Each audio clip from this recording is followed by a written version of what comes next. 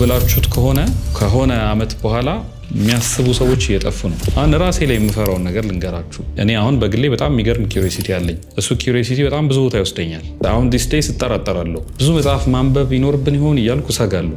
ምክንያቱም መጽሐፍ ስታነቡ አስማች አስ ፖሲብል ቻሌንጅ ለመደረግ ዝግጁ ሁኑ። ፋውንዴሽናችሁ ለመናጋት ዝግጁ ሁኑ። ከነበርንበት አንድ ስቴፕ ከፍ ማለት አለብን። በተለይ ከ20ኛው መቶ ክፍለ ዘመን ምናምን በኋላ በኔ ኦብዘርቬሽን የሰው ልጅ ኦሪጂናል የሆኑ ሀሳቦችን የማምጣት የማሰብ የምናምን ነገራቸው በጣም እየቀነሰ ነው። ትልቁ የኔ ስጋት እሱ ነው። መጽሐፍ ስታነቡ ማሰብ መጀመር አለባችሁ፣ ወይም አናሊቲካል መሆን መጀመር አለባችሁ። ፋውንዴሽናል የሆኑ ነገሮችን ማንበብ ለሰው ልጅ ጠቃሚ ነው ብዬ አስባለሁ። የሚጠቅመው ለምሳሌ ቪክተር ፍራንክ እንዲህ ነው ያለው ብለን ለመጥቀስ አይደለም፣ ጥቅም የለውም እሱ።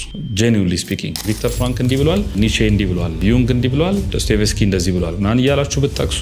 ሁለተኛ እንድታነቡት ሪከመንድ የማደርገው መጽሐፍ ሜዲቴሽን ነው። ሜዲቴሽን የመጽሐፉ ርዕስ ነው። ሜዲቴሽን ወይ እያንዳንዱ በህይወት ሀፕን የሚያደርጉ ሁነቶችን ሁሉ ልትቆጣጠር አትችልም፣ ግን አንድ መቆጣጠር የምትችለው ነገር አለ። እሱ ምንድነው?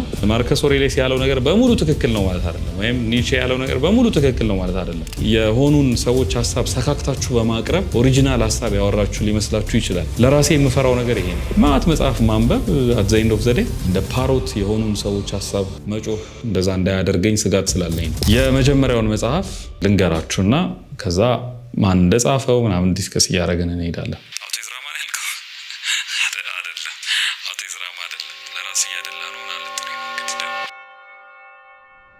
ባለፈው በሰራነው ቪዲዮ ምክንያት በጣም ብዙዎቻችሁ አርቲኩሌሽንን በተመለከተ መጽሐፎች ሪከመንድ አድርገን ብላችሁ ነበርና መጽሐፍ ሪከመንድ ማድረግ ለሰው በጣም ከባድ ነው እነሱን ስነግራችሁ። ምክንያቱም መጽሐፍ ላይ ብዙ ሚስኮንሰፕሽን አለ። እኔም የሆኑ ሪዘርቬሽኖች አሉኝ። አንዳንድ ሰው የተገኘውን መጽሐፍ አነባለሁ ማንበብ እወዳለሁ ይላችሁና ከዛ ምንድነው የምታነበው ምን አይነት መጽሐፍ ነው የምትወደው ምናምን ስትሉት እኔ የተገኘውን በቃ ምናምን የሚላችሁ ሰው አለና እኔ ፐርሰናሊ የተገኘውን የሚያነብሰው በጣም የሚቸገር ይመስለኛል። የሆነ አይነት ጄነር የሆነ አይነት ካታጎራይዜሽን ያስፈልጋቸዋል መጽሐፍ ላይ ብዬ አስባለሁ። ግን ሪከመንድ ለማድረግ ለምንድነው ለሰዎች የሚቸገረው? ኤግዛክትሊ ምንድነው አቺቭ ማድረግ የምትፈልጉት መጽሐፎች ውስጥ የሚለው ስለሚከብደኝ ብዙ ጊዜ ይሄ መጽሐፍ ብታነቡት ይሄ እንደዚህ ለማለት በጣም እቸገራለሁ። ዝም ብሎ ቡክወርም መሆንም ብዙ አሪፍ አይመስለኝም። በቃ የሆነ መጽሐፍ ሲወጣ እየተከተሉ ዝም ብሎ ማንበብ ምናምንም ጥሩ አይመስለኝም። ምክንያቱም ኮንሱመር እየሆንን ነው። ልብ ብላችሁት ከሆነ አመት በኋላ የሚያስቡ ሰዎች እየጠፉ ነው። አሁን ራሴ ላይ የምፈራውን ነገር ልንገራችሁ። ኪዩሪዮሲቲ አለን። እኔ አሁን በግሌ በጣም የሚገርም ኪዩሪዮሲቲ አለኝ። እሱ ኪዩሪዮሲቲ በጣም ብዙ ቦታ ይወስደኛል። ማላየው ማልሞክረው ነገር የለም። ለምሳሌ በቀን ውስጥ 20 ምናምን ቪዲዮ አይታችሁ አታውቁም? ብላችሁ እንደ 25 ቪዲዮ ምናምን ብትሉ ዩቲዩብ ላይ ይቻላል በቀን እና ምንም ፕሮዳክቲቭ ቢሆን ቪዲዮ ምንም ጠቃሚ ቪዲዮዎች ምናምን ቢሆኑ ግን there is no way 20 ቪዲዮ አንደርስታንድ አድርጋችሁ ከዛ ውስጥ የሆነ ፖይንት ይዛችሁ ለራሳችሁ የምትጠቀሙበት መንገድ የለም። እንደዛ አቺቨብል አይመስለኝም። እና ለራሴ የምፈራው አንዱ ነገር እሱ ነው። እና እኔ ብዙ ኮንሱም አደርግና ከዛ ፋውንዴሽን ሉዝ አደርጋለሁ። ማለት የሆነ ኤግዛክትሊ የቆምኩበት ስታንድ አለኝ ወይ ማለት የራሴ የምለው የቆምኩበት ስታንድ አለኝ ወይ የሚል ስጋት ይገባኛል። አሁን እንደዚህ ስላችሁ ይሄ አቋም አልባ ሆናለሁ እያልኳችሁ ሳይሆን ኦሪጂናል የሆነ ሀሳብ የለም። ለምሳሌ በነገራችን ላይ ኒቼ የተነበየው ትንቢት አለ። ከሆነ ጊዜ በኋላ ሰዎች እንትን እያሉ በጣም ቴክኖሎጂው እያደገ እንትን እያለ ሲመጣ ሰዎች ማሰብ እያቆምን እንደምንመጣ እሱ ቀድሞ የተናገረው ነገር ነበር። የሆነ ኦሪጂናል ቲንከሮች እየጠፉ ከዛ ሰዎች ብዙ ኢንፎርሜሽን ኮንሱም በማድረግ ውስጥ በቃ የሚያውቁ እየመሰላቸው አሮጋንት እየሆኑ የሚሄዱበት እድል እየሰፋ ይመጣል። አሁን ብዙ ኮንሱም ስናደርግ ብዙ ስናነብ መጽሐፍ ራሱ ማለት ነው ብዙ ስናነብ it feels like በጣም ብዙ እውቀት አኩሙሌት እያደረግን ግን አሁን ዲስ ዴይስ እጠራጠራለሁ። ብዙ መጽሐፍ ማንበብ ይኖርብን ይሆን እያልኩ እሰጋለሁ። ምክንያቱም በጣም ብዙ አነበብን ከዛስ ምን ያህሉን ቴስት እናደርገዋለን ኢን ሪል ላይፍ፣ ምን ያህሉን እንሞክረዋለን፣ ምን ያህሉን ቲዮሪ ቼክ እናደርገዋለን። ከዛ ከሱ ቲዮሪ በኋላ ድጋሚ ገብተን ሪፈር የምናደርጋቸው አሁን መጽሐፍ ቅዱስ ስታነቡ ምናምን it's something እንደ ፊክሽን ምናምን የዳዊት ታሪክ የአብርሃም ታሪክ ነው ያላችሁ የምታነቡት መጽሐፍ አይደለም። በዛ የሚያነብ ሰው ካለ ትክክል አይደለም። መጽሐፍ ቅዱስ እንደ ላይፍ ፕሪንሲፕል እንደ የአኗኗር ዘይቤ የምንጠቀመው መጽሐፍ ነው። ምክንያቱም የመጽሐፎች ሁሉ መጽሐፍ ነው ለሚያምኑት ሰዎች እና መጽሐፍ ቅዱስን የሚያነብሰው በዛ መንገድ ፕራክቲካሊ እየሞከረው ለምሳሌ ዛሬ ጳውሎስን መልእክት ካነበበ በኋላ ያነበበውን ክፍል ፕራክቲካሊ እየሞከረው እንደዚህ ባደርግ እንደዚህ ቢሆን ፍቅር ግን ከሌለኝ ከንቱ ነኝ ምናምን ሲል ኦኬ ስለዚህ ፍቅር ነው ሞር ኢምፖርታንት ማለት ነው። ስለዚህ ከሰዎች ጋር በፍቅር ለመኖር እየሞከራችሁ እያለ ከዛ ነገ ስትመለሱና ያን ፓርት ስታነቡት ሌላ አዲስ ነገር ዲስከቨር ታደርጋላችሁ። ዩል ኖ ሰምቲንግ የሆነ አዲስ ነገር እያወቃችሁ ትሄዳላችሁ። መጽሐፎች በዚህ መንገድ መነበብ ያለባቸው ይመስለኛል። እንደዛ የምታነቧቸው ፋውንዴሽናል የምላቸው ከሃይማኖት መጽሐፍት ውጪ ማለት ነው። የሃይማኖት መጽሐፍት በጣም ነሰሰሪ ናቸው ብታነቡ ብታውቋቸው። ምናልባት ኢፍ ዩ ጋይስ አር ኢንተረስትድ እና በተለይ በኦርቶዶክስ ክርስትና በኩል ያሉ መጽሐፎች ላይ ምናልባት ይሄንን ጠቆም አድርገን የምትሉትም ካለ እሱ ላይ ደግሞ በደንብ ዳይቭ አድርጌ እነግራቸዋለሁ። ግን ለጊዜው ሴኩላር መጽሐፎች ስለሆነ የጠየቃችሁኝ ከሃይማኖት መጽሐፍ ውጭ ያሉ ሌሎች ብታነቧቸው በጣም ቆንጆ ብዬ ማስባቸውን 3 መጽሐፎች ለዛሬ ሪከመንድ አደርጋቸዋለሁ። ከዛ በፊት ግን እንደ ዲስክሌመር ላስቀምጥላቸው የፈለኩት ምንድነው ሰዎች መጽሐፍትን ስናነብ ድሮ ይዘን የመጣነውን አመለካከታችን እንዲያረጋግጥልን ፈልገን የምናነብ ከሆነ በጣም ፉል ኢሜጁን እናጣዋለን።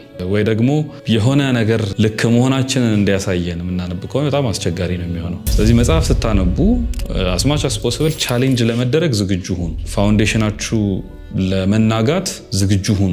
ትንሽ ከነበርንበት አንድ ስቴፕ ከፍ ማለት አለብን። ምናልባት የዛሬ 10 ዓመት ይዛችሁት የነበራችሁት አቋም 10 ዓመት ሙሉ መቀጠል ላይኖርበት ይችላል። አንዳንድ መቀጠል ያለበት ነገር አለ፣ ግን አንዳንዱ ደግሞ መቀጠል ላይኖርበት ይችላል። ማለት መነቃነቅ፣ መቀየር የሰው ልጅ እንትኑን የሚያውቀው በዛ አይደለ? መለወጡን ኢምፕሩቭ ማድረጉን የሚያውቀው ትናንት የነበራችሁን አስተሳሰብ ኢምፕሩቭ ስታደርጉ፣ አንድ ስቴፕ ከፍ ስታደርጉት፣ እያሻሻላችሁ ስትሄዱ ነው። ስለዚህ መጽሐፍ ስታነቡ የመጽሐፉ ዓላማ ይሄ ነው መሆን ያለበት። እናንተን በሰውነት ደረጃ አንድ ደረጃ ከፍ እያደረጋችሁ ካልመጣ ሞር ሩሩህ፣ ሞር ቸር፣ ለሰው አዛኝ፣ ሰዎችን ወዳጅ፣ ኮንትሪቢዩት የሚያደርግ ለሶሳይቲ የሆነ ነገር የሚያደርግ ራሱን የሚያበቃ እንደ ሶሳይቲ ላይ ኮንትሪቢዩት ማድረጉ ደረጃ እንኳ ባደርሱ ግን ራሳችሁን ማብቃት፣ ራሳችሁን መቻል፣ ከሰዎች ሸክም መውጣት፣ ትንሽ እያደጉ መምጣት፣ እነዚህ ነገሮች ካላደረገ ኔትፍሊክስ እንደመመልከት ነው። ምንም የተለየ ነገር የለውም። ሰው ከሙቪ ይማራል፣ ባይዞ ከፊልሞች ትማራላችሁ። ብዙ ነገር ሰው ይማራል። እኔ ብዙ የተማርኩባቸው ፊልሞች አሉ። ደግሞ ሌላ ጊዜ ፊልም ሪከመንድ አድርገን እንዳትሪኝ። በጣም አሜዚንግ ፊልሞች አሉ።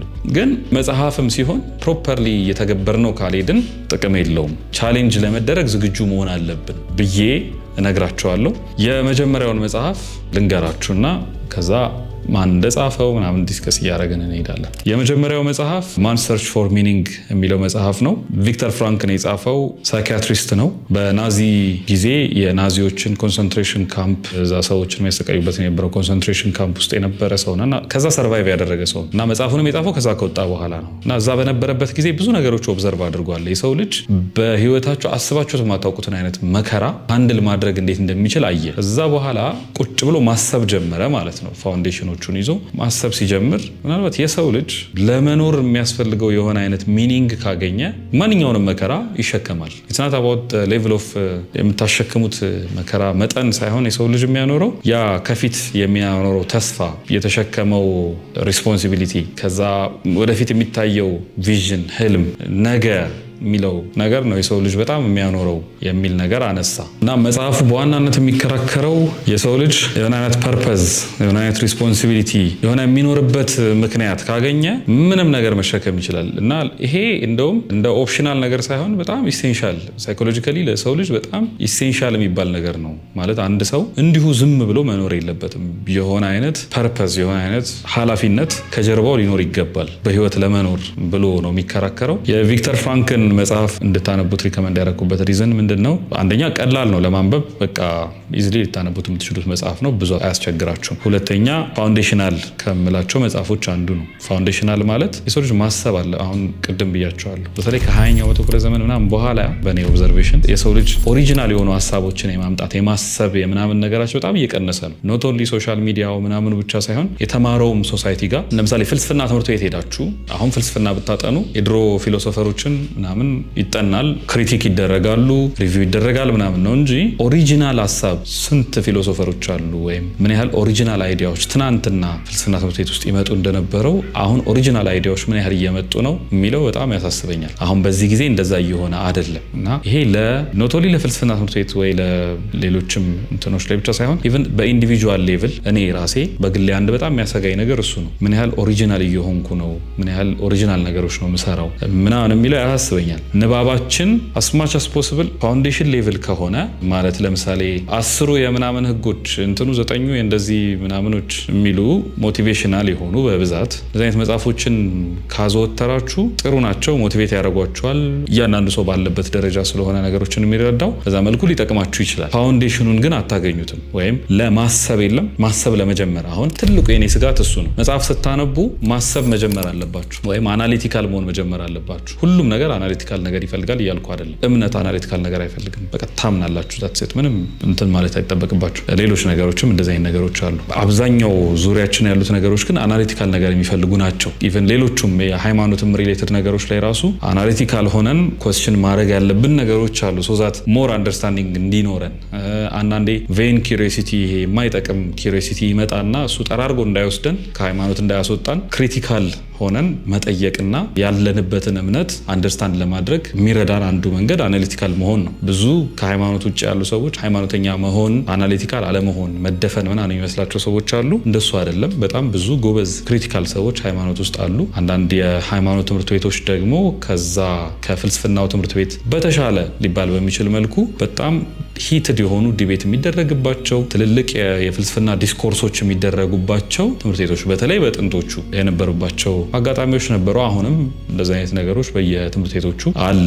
ስለዚህ አናሊቲካል መሆን ለምን ይጠቅመናል? ዙሪያችን ያለውን ነገር እንዲሁ ዝም ብለን እንዳንኖር የለም ዝም ብሎ እንደ ከብት ላለመነዳት የሆነ ፖለቲካል አቋም ሲኖር ወይ የሆነ ብሔር ኢሹ ሲመጣ ወይ የሆነ ሃይማኖት ጉዳይ ሲመጣ እንዲሁ በመንጋ ዝም ብለን ሆ ብለን ከነገሮች ጋር እንዳንሄድ ቆም ብለን እንድናስብ ጊዜ እንድንወስድ ያደርገናል። ስለዚህ እኔ ፋውንዴሽናል የሆኑ ነገሮችን ማንበብ ለሰው ልጅ ጠቃሚ ነው ብዬ አስባለሁ። የሚጠቅመው ለምሳሌ ቪክተር ፍራንክ እንዲህ ነው ያለው ብለን ለመጥቀስ አይደለም፣ ጥቅም የለውም እሱ። ጄኒውንሊ ስፒኪንግ ቪክተር ፍራንክ እንዲህ ብሏል፣ ኒቼ እንዲህ ብሏል፣ ዩንግ እንዲህ ብሏል፣ ዶስቶየቭስኪ እንደዚህ ብሏል ምናምን እያላችሁ ብትጠቅሱ ፕሮባብሊ ምን ያህል መጽሐፍ እንዳነበባችሁ ምናምን ሊያሳይ ይችላል። ግን እዛ ውስጥ የሆነ አይነት ፎርም የምታደርጉት ቶት ከሌለ አስተሳሰብ የሆነ አይነት የምትቀርጹት የኑሮ ዘይቤ ወይ የአስተሳሰብ ዘይቤ ከሌለ ሚር ንባብ ነው የሚሆነው። ዝም ብሎ ወረቀት ማገላበጥ ነው የሚሆንባችሁ። እኔ ራሴ ዩዥዋሊ የማደርገው ምንድነው ለምሳሌ ማንስ ሰርች ፎር ሚኒንግን ሳነበው አዲስ ፐርስፔክቲቭ እንዳይ እድል ይሰጠኛል። ከዛ ኦኬ ምን እያለ ነው አሁን ቪክተር ፍራንክ ምን እያለ ነው? ከዛ እንዴት ነው ነገሮችን ያየው? ከዛ ምን አይነት ዌይ ኦፍ ቲንኪንግ ነው የተጠቀመው?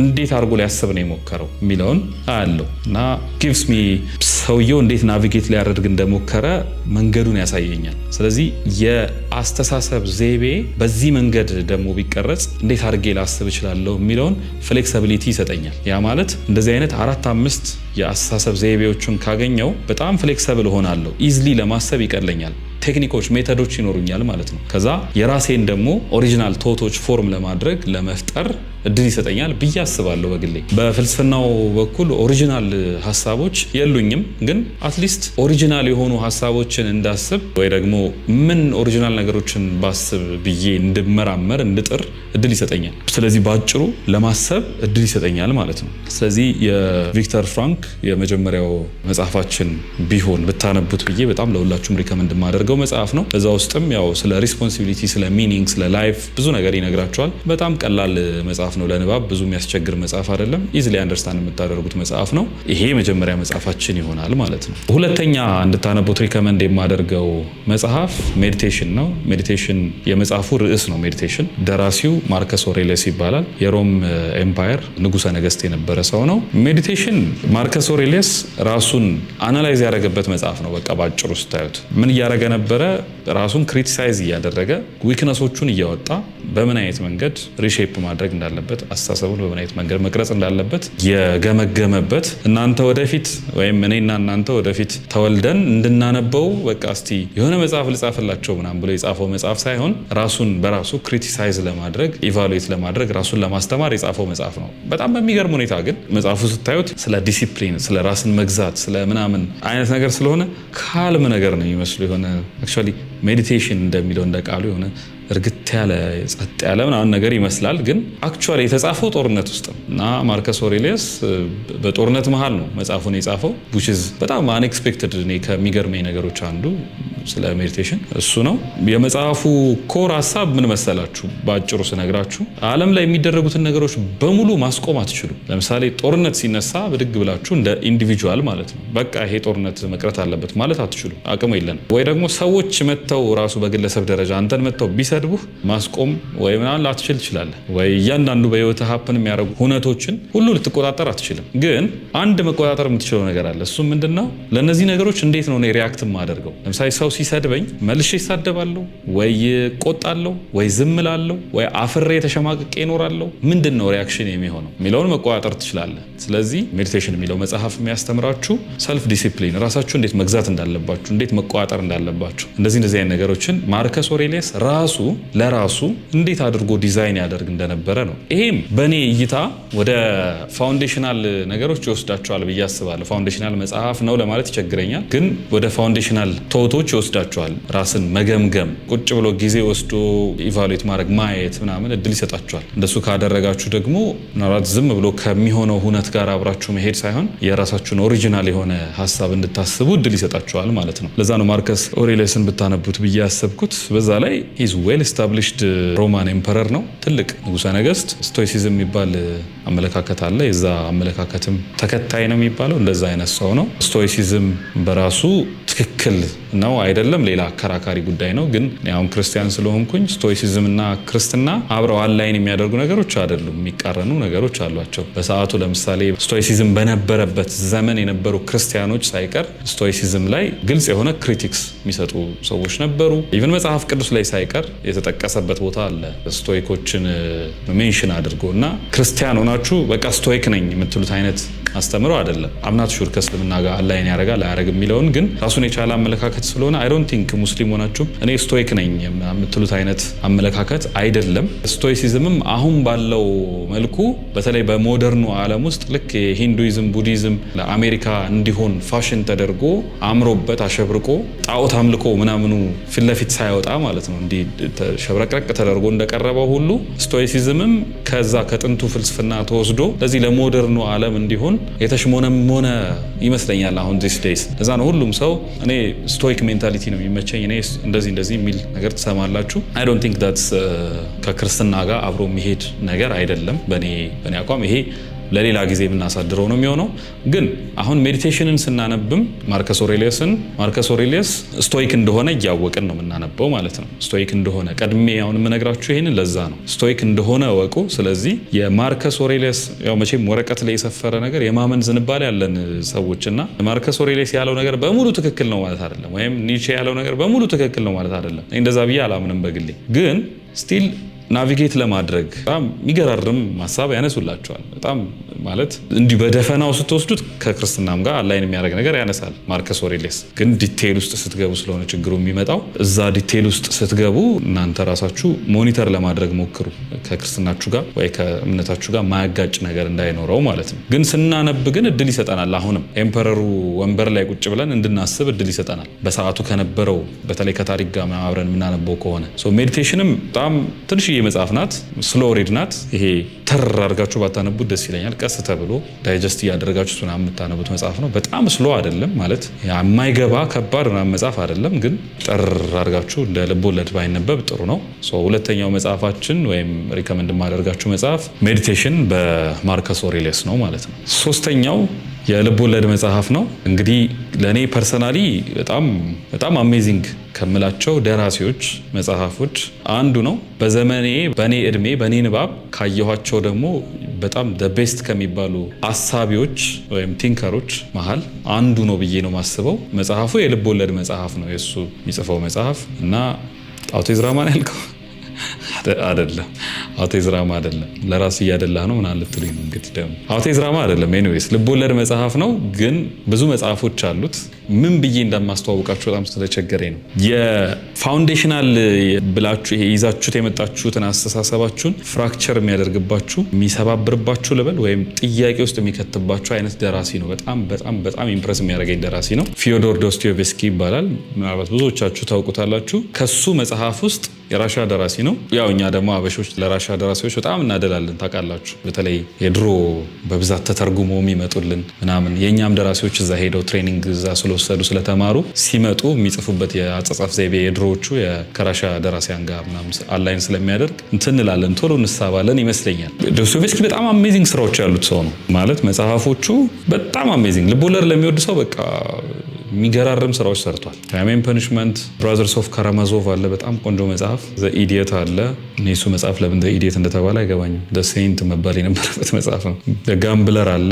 ከነዛ መጽሐፎች ግን ለኔ በቃ ሁሌ ኢምፕረስ የሚያደርገኝ መጽሐፍ እና በተለይ የሚጀምር ሰው ዶስቶየቭስኪን ገና የሚጀምር ሰው ቢያነበው ብዬ ማስበው ክራይም ኤንድ ፐኒሽመንት ነው። ክራይም ኤንድ ፐኒሽመንት ላይ በአማርኛ ትርጉም አይ ቲንክ 2 መጽሐፎች አይቻለሁ እኛ ሀገር ራሱ የተጻፉ እና ላኪሊ ሁለቱንም አንብቤያለሁ። የሪሰንትሊ ገበያ ላይ አንድ የሚገኝ አማርኛ ትርጉም አለ which is በጣም በቃ መጽሐፉን ቶታሊ ነው ያበለሻሹት። አይ ዶንት ኖ ለምን እንደዛ እንደተተረጎመ። ድሮ ደግሞ አንድ የተተረጎመ ትርጉም ነበረ ሪላቲቭሊ ይሻላል፣ ቆንጆ ነው እንደውም ሪላቲቭሊ። በፒዲኤፍ ነበር ያገኘሁት ያን ያነበብኩትና መጽሐፉ ገበያ ላይ ይኑር አይኑር እርግጠኛ አይደለሁም፣ ግን ቢቻል በራሱ በእንግሊዘኛው ብታነቡትና አይ ኖ እንግሊዘኛውም ኦሪጂናል ቋንቋው አይደለም፣ ግን ስቲል በእንግሊዘኛ ሲተረጉሙ በጣም ጠንቅቀው ስለሚተረጉሙ እንትኑን ታገኙታላችሁ፣ ቴስቱን ፊሊንጉን ታገኙታላችሁ። ክራይም ኤንድ ፐኒሽመንት ስለምንድን ነው የሚያወራው?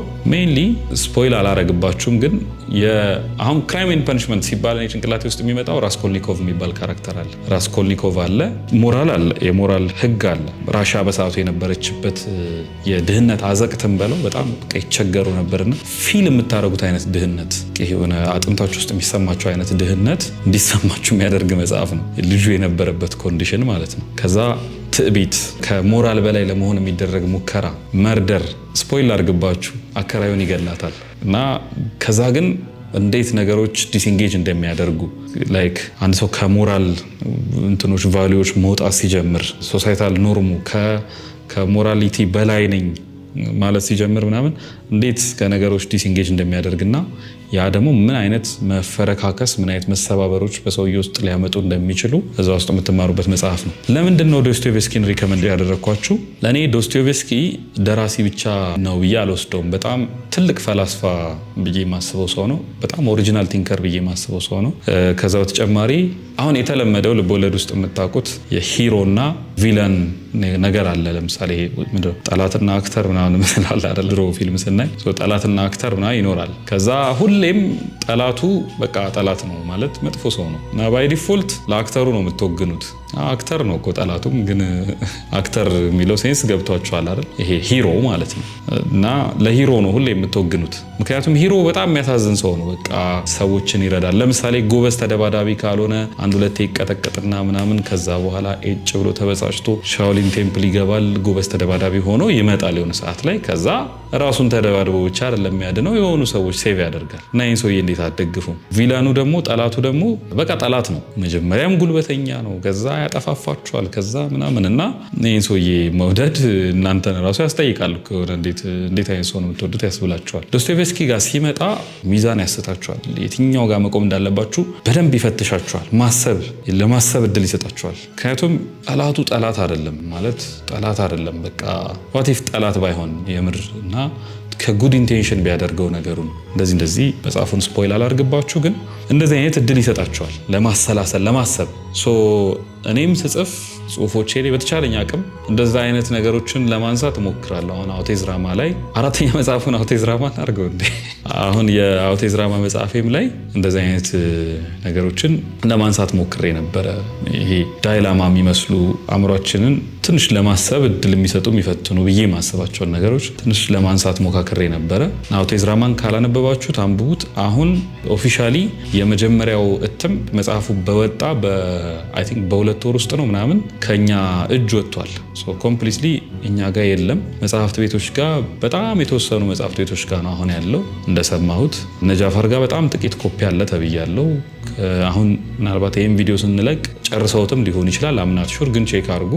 የመጀመሪያው እትም የፋሚሊ ነበረ ብለን ያሰብነው የተወሰኑ ፋሚሊዎቻችን አግኝተውታል፣ ደርሷቸዋል። ሁለተኛው እትም ደግሞ እግዚአብሔር ከረዳን በቅርቡ ተጠናክረን በደንብ እናወጣዋለን። ከዛ ሁለተኛው እትም ሲወጣ በተቻለ አቅም ሌሎች ነገሮች ላይ አማዞንም ላይ ምናምን ላይ አቬለብል እንዲሆን ለማድረግ ጥረት እያደረግን ነው። አውቴዝራማንም ካገኛችሁ አንብቡት። ያነበባችሁት ሰዎች ደግሞ ኢምፕረስ ያደረጋችሁ ሀሳብ ወይ የወደዳችሁት ቶት ካለ ወይ ደስ ያላችሁ ስቶሪ ካለ ምናምን ሼር አርጉን፣ ፖስት አርጉት። የሆነ ነገር ላይ ምናምን ሜንሽን አርጉኝና ፖስት አርጉት። ለዛሬ እነዚህን 3 መጽሐፎች ሪከመንድ አድርጌያቸዋለሁ። የዶስቶየቭስኪ ክራይም ኤንድ ፐኒሽመንት፣ የማርከስ ኦሬሊየስ ሜዲቴሽን እና 3ኛ የቪክተር ፍራንክ ማን ሰርች ፎር ሚኒንግ። እነዚህ 3ቱም መጽሐፎች ብታነቧቸው አርቲኩሌት ለመሆን የሚያስፈልገው ማሰብ ነው። ጎበዝ ተናጋሪ ለመሆን ጊዜ ወስዶ ማሰብ ነው የሚጠበቅባችሁ። እኔ ደግሞ ሰው መዓት መጽሐፍ ማንበብ አለበት ብዬ አላምንም ለማሰብ። ምክንያቱም ኦቨርዌልምድ ትሆኑና የሆኑን ሰዎች ሀሳብ ሰካክታችሁ በማቅረብ ኦሪጂናል ሀሳብ ያወራችሁ ሊመስላችሁ ይችላል። ለራሴ የምፈራው ነገር ይሄ ነው። አሁን ለራሴ ደግሜ የምላችሁ ይሄ የምር ስለሚያሳስበኝ ነው። ቁጭ ብዬ ሳስበው ማት መጽሐፍ ማንበብ አት ዘ ኤንድ ኦፍ ዘ ዴይ እንደ ፓሮት የሆኑን ሰዎች ሀሳብ መጮህ እንደዛ እንዳያደርገኝ ስጋት ስላለኝ ነው። ስለዚህ እናንተም ስታነቡ ማት መጽሐፍ ማንበብ አይደለም ቁም ነገሩ። የሆኑን መጽሐፎች አንብቦ ግን ፕሮፐርሊ በነዛ መጽሐፎች ጉዳይ ላይ ማሰብ፣ ጊዜ ወስዶ ማሰብ። ለምሳሌ እኔ ዘ ሎስ ኦፍ ሂውማን ኔቸር ምናምን አንብቡት ምናምን ብዬ ሪከመንድ ሳደርግ ብዙ ጊዜ ከሰማችሁኝ ኢትስ ቢኮዝ ዓመት ከምናምን ያነበብኩት እሱን መጽሐፍ እንደው አንዴ ሳነበው ማለት ነው። ዓመት ከምናምን ወስጄ ቁጭ ብዬ ነው ያነበብኩት። እንደዛ ያነበብኩት መጽሐፍ ስለሆነ በደንብ ዳይጀስት አድርጌዋለሁ ብዬ አስባለሁ። ብዙ ነገሮቹን አይ ቲንክ አንደርስታንድ አድርጌዋለሁ። ከዛ አንዳንድ ነገሮቹን ፕራክቲካሊ አፕላይ አድርጌ ሰርተው ተጠቅሜባቸዋለሁ ብዬ ስለማስብ ነው። ያኔ ነው ኦሪጂናል ቲንከር ለመሆን እድል የምናገኘው ብዬ አስባለሁ። ስለዚህ እነዚህ መጽሐፎች ብታነቧቸው ጥሩ ናቸው። ሌላም ጥያቄ ካላችሁ ኮመንት ላይ አስቀምጡ። ይበቃል።